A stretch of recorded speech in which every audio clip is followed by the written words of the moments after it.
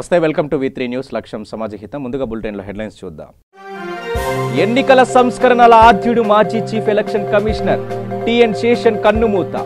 చెన్నైలోని స్వగృహంలో రాత్రి 9:30 తుది శ్వాస. హైకోర్టు తీర్పు రాకుండానే సుప్రీంకోర్టుకు వెళ్తాననడం సరికాదు. సమ్మె కొనసాగింపులో భాగంగా తదుపరి కార్యాచరణను ప్రకటించిన జేఏసీ. ₹2 కోసం వ్యక్తి దారుణ హత్య. కాకినాడ రూరల్ మండల వలసపాకలో ఘటన. ₹2 కోసం తలెత్తిన వివాదం ఒక వ్యక్తి నిండు ప్రాణాన్ని బలిగొంది. సైకిల్కి గాలి కొట్టించుకొని డబ్బులు ఇవ్వకుండా వెళ్లిపోతున్న రేవు సూర్య సువర్ణరాజు అనే వ్యక్తికి సైకిల్ షాప్ నిర్వాహకుడు దూషించడంతో పాటు విచక్షణ రహితంగా దాడి చేయడంతో అక్కడికక్కడే మృతి చెందిన ఘటన కాకినాడ రూరల్ మండలం వలసపాకలో చోటు చేసుకుంది. స్నేహితుడితో కలిసి వలసపాకల సెంటర్లో ఉన్న సాంబమూర్తి సైకిల్ షాప్ వద్దకు గాలి కొట్టించుకునేందుకు వచ్చాడు సువర్ణరాజు.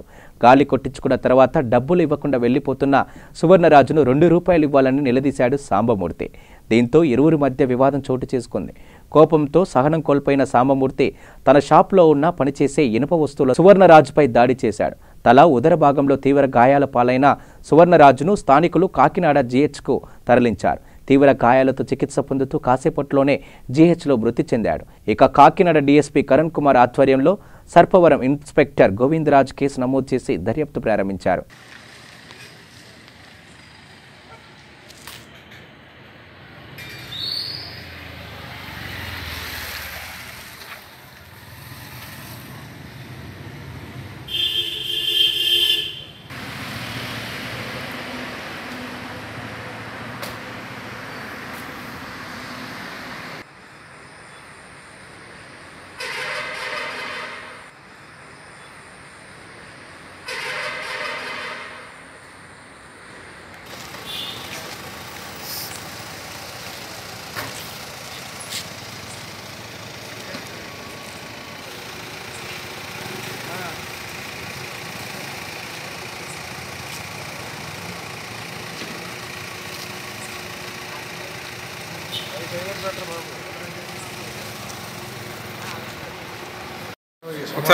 ఇప్పుడు చెప్పండి సార్.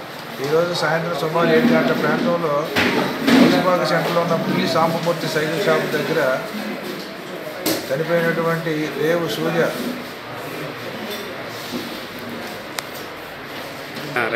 ఇంకొక అతను వచ్చి గాలి కొట్టించుకోవడానికి రాక గాలి కొట్టించుకున్న డబ్బులు ఇవ్వలేదని చిన్న మాట అనుకొని ఆ సాంబమూర్తిని చనిపోయిన అతను పుట్టినట్టు, తర్వాత పక్కన ఉన్న అతను విడదీసినట్టు, మళ్ళీ ఈలోపు ఇద్దరు ఈ పక్కన ఉన్నటువంటి పేరు కోర్నాని అప్పారావు అతను రాజు పెట్టి కొట్టగా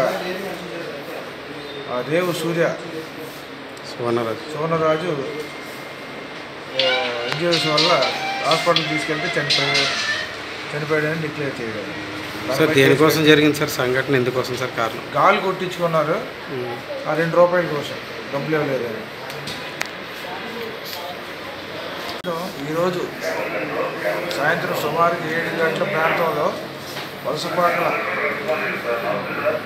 పులి సాంబమూర్తి సైకిల్ షాప్ దగ్గర జరిగిన సంఘటనలో ఎవరైతే చనిపోయిన రేవు సూర్య సువర్ణరాజు మరియు అతని ఫ్రెండ్ సైకిల్కి గాలి కొట్టించుకోవడానికి రాగా అతని ఫ్రెండ్ గాలి కొట్టించుకున్న తర్వాత డబ్బులు అడగగా డబ్బులు ఇస్తానని చెప్పి ఇద్దరు గొడవ పడ్డారు. ఎవరు? పులి సాంబమూర్తి, చచ్చిపోయిన సువర్ణరాజు. దానిపైన గొడవపడి పక్కనాడు కొర్నాటి అప్పారావు ఎందుకు అతను సాంబమూర్తిని గొడవ పడుతున్నారని ఇద్దరు కొర్నాటి అప్పారావు వీళ్ళిద్దరు గొడవపడి ఇద్దరు కొట్టుకున్నారు. తూర్పుగోదావరి జిల్లా రంపచోడవరం గంగవరం మండలంలో 3 నాటు తుపాకులను స్వాధీనం చేసుకుని 3 అరెస్టు చేసినట్లు ఏఎస్పీ తెలిపారు. పోలీస్ స్టేషన్లో ఆయన మాట్లాడుతూ లంకకొండకు చెందిన మిర్తివాడ శ్రీనివాసరెడ్డి, ఎర్రపాలెంకు చెందిన సాది బాపన్నయ్య, దోర మామిడికి చెందిన పొడుగు బాపిరాజుల వద్ద నాటు తుపాకులు ఉన్నట్లు సమాచారం వచ్చిందన్నారు. గడ్డికొండ, జిల్లేడుకొండ ప్రాంతంలో సూరంపాలెం వైపు వేటకు వెళ్తున్న వారిని పట్టుకుంటున్నామన్నారు. మీరు నాటు తుపాకులతో అడవి జంతువులను వేటాడి ఆ మాంసాన్ని విక్రయిస్తున్నారని ఏఎస్పీ తెలిపారు.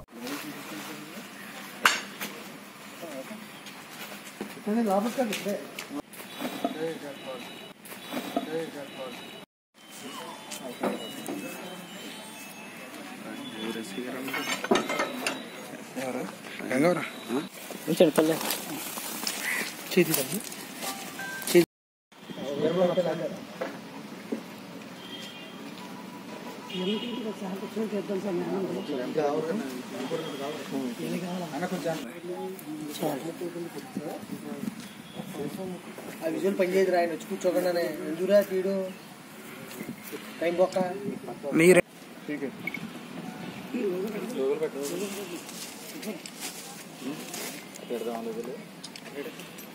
ముగ్గురు వ్యక్తులు నాటి తుపాకులతో పాటు హంటింగ్కి వెళ్తుండగా సమాచారం ప్రకారం అక్కడ వెళ్ళి చెకింగ్ చేసినప్పుడు అక్కడ ముగ్గురు వ్యక్తులు పూర్తివాడ శ్రీనివాస్ రెడ్డి, షాదీ బాపన్నయ్య ద్వారా పొడుగు బాపిరాజు అక్కడ 3 నాటి తుపాకులతో పాటు దొరికారు. వాళ్ళ మీద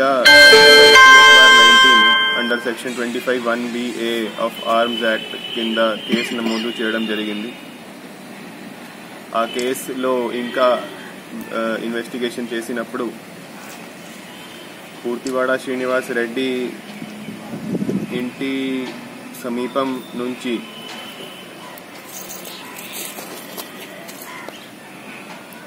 3 నాటి తుపాకులు, తుపాకీలో కాల్చడానికి ఉపయోగించు పరేలుడు మందు పదార్థాలు,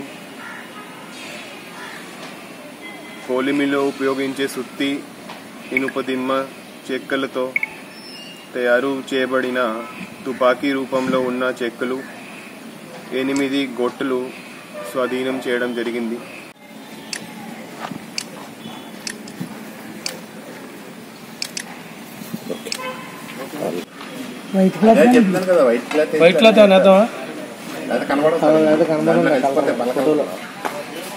తూర్పు గోదావరి జిల్లా ఆత్రేయపురం మండలం కోనసీమ తిరుపతిగా ప్రసిద్ధిగాంచిన వాడపల్లిలో వేంచేసిన స్వయంభు శ్రీదేవి భూదేవి సమేత శ్రీ వెంకటేశ్వర స్వామి వారి దివ్యక్షేత్రం అశేష భక్తజనంతో గోవింద నామస్మరణంతో పులకించింది.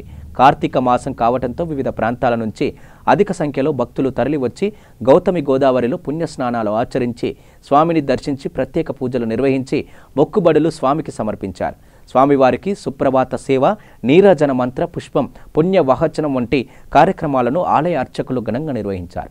అధిక సంఖ్యలో హాజరైన భక్తజనులకు ఆలయ ఈవో మధునూరి సత్యనారాయణ రాజు ఆధ్వర్యంలో ఉచిత అన్నప్రసాద వితరణ గావించి ఏర్పాట్లను పర్యవేక్షించారు.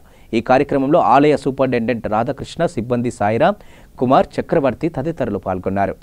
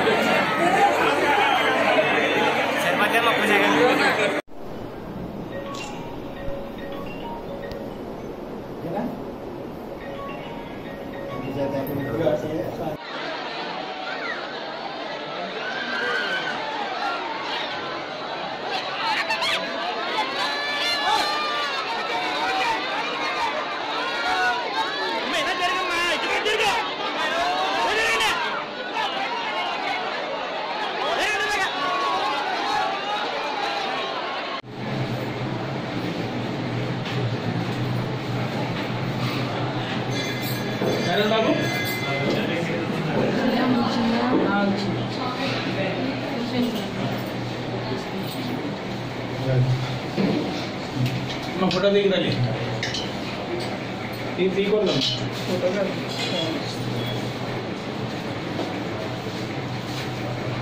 శారద పీఠాధిపతి శ్రీ స్వరూప నందేంద్ర సరస్వతి స్వామీజీ పార్లమెంట్ సభ్యులు బీబీ పటేల్ నివాసంకు వచ్చారు. స్వామివారికి ఘన స్వాగతం పలికారు. ఈ కార్యక్రమంలో రాష్ట్ర ఆర్థిక శాఖ మంత్రి తన్నీరు హరీష్ రావు, ఎంపీ కొత్త ప్రభాకర్ రెడ్డి, ఎమ్మెల్యేలు సురేందర్, మదన్ రెడ్డి, ఎమ్మెల్సీ ఫరీదుద్దీన్, టీఆర్ఎస్ నాయకులు, ప్రతినిధులు పాల్గొన్నారు.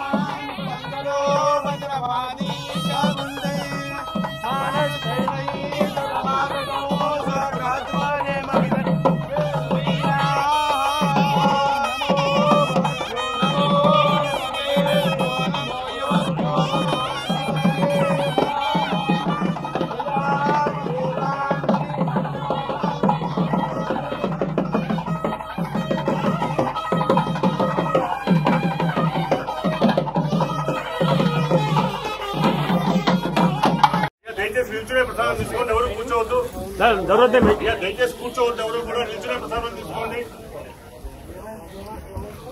దయచేసి ఎవరు కూర్చోవద్దండి, దయచేసి అలా ముందు తీసుకోండి. అంతే నమస్కారం చేసుకోండి.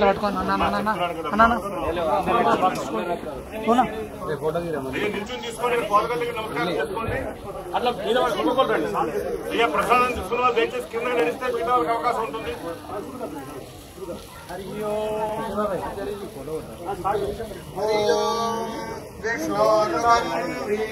అలంపూర్ తాలూకా ఐజా పట్టణంలో బ్రైట్ స్టార్ స్కూల్ విద్యార్థులు పశ్చిమ బెంగాల్లో జరిగే ఇంటర్నేషనల్ సైన్స్ ఫెస్టివల్ కార్యక్రమానికి 20 మంది ఎంపికయ్యి ఆ కార్యక్రమాన్ని దిగ్విజయంగా పూర్తి చేసుకుని వచ్చారు. తమ పాఠశాల విద్యార్థులు సైన్స్ ఫెస్టివల్లో పాల్గొని రావడం సంతోషం కలిగించిందని స్కూల్ యాజమాన్యం ఎస్తార్, దివ్య అన్నారు. ఇలాంటి అవకాశం బ్రైట్ స్టార్ స్కూల్కు రావడం అదృష్టం భావిస్తున్నట్లు తెలిపారు. విద్యార్థులు తమ ఆనందాన్ని వ్యక్తపరిచారు.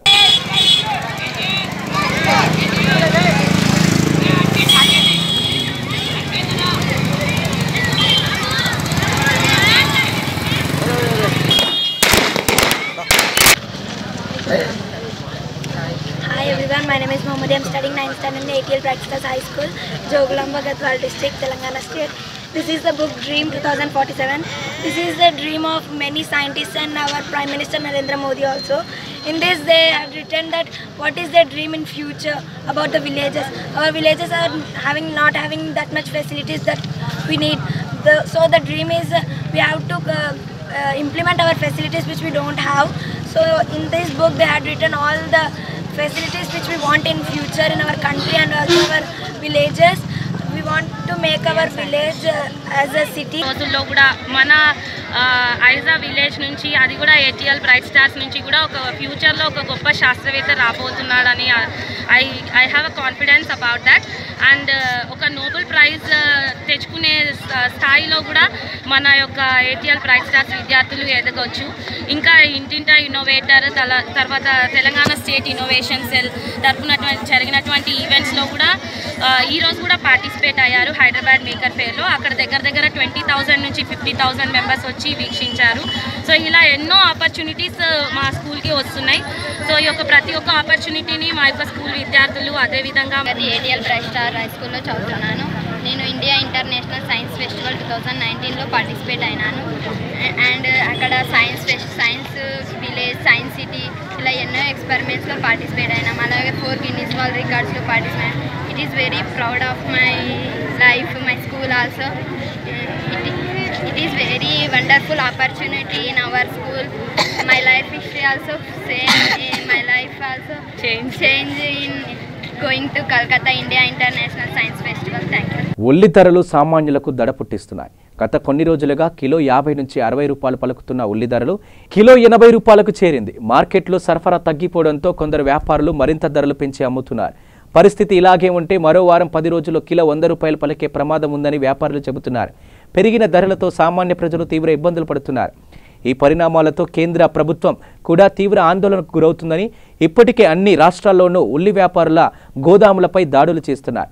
ఇప్పటికే ఆంధ్రప్రదేశ్లో పలు గోదాముల విజిలెన్స్ ఫోర్స్ అధికారులు తనిఖీలు నిర్వహించి పెద్ద మొత్తంలో ఉల్లిని స్వాధీనం చేసుకున్నారు. ఢిల్లీలో ఇప్పటికే కిలో ఉల్లిపాయ 80 నుంచి 100 రూపాయలకు అమ్ముతున్నారు. ఉల్లి ధరలకు రవాదానంగా మార్కెట్లో ఉల్లి కొరత ఏర్పడడమేనని వ్యాపారులు చెబుతున్నారు.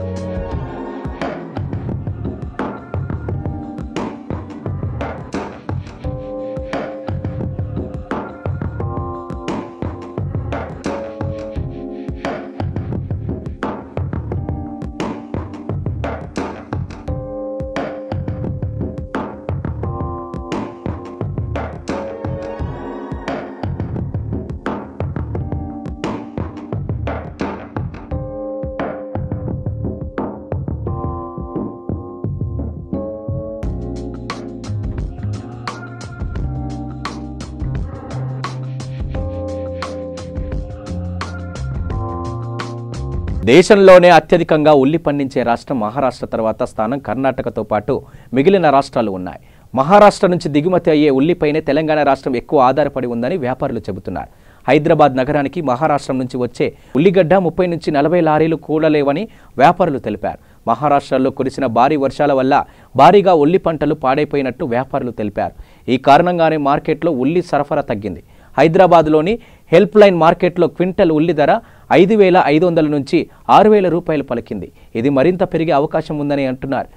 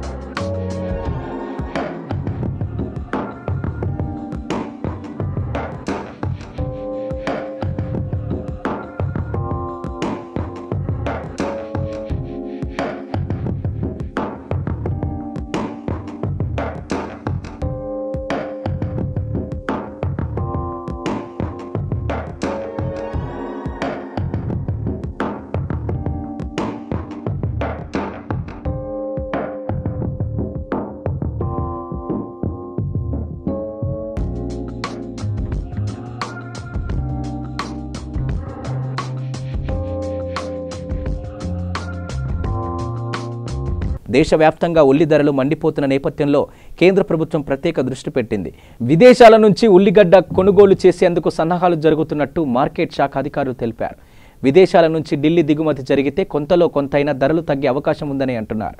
మార్కెట్లో కొత్త ఉల్లిగడ్డ రావాలి అంటే మరో 2-3 నెలలు సమయం పడుతుందని అంటున్నారు.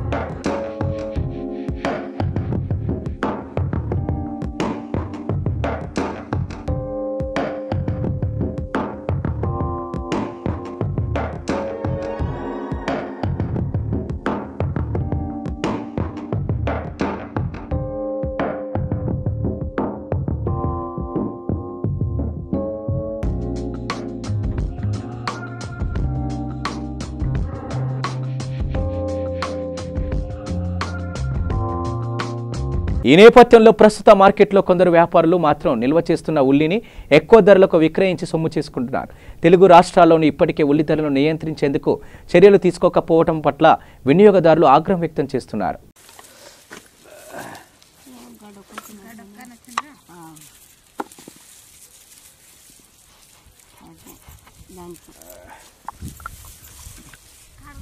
పేపర్ తెచ్చిన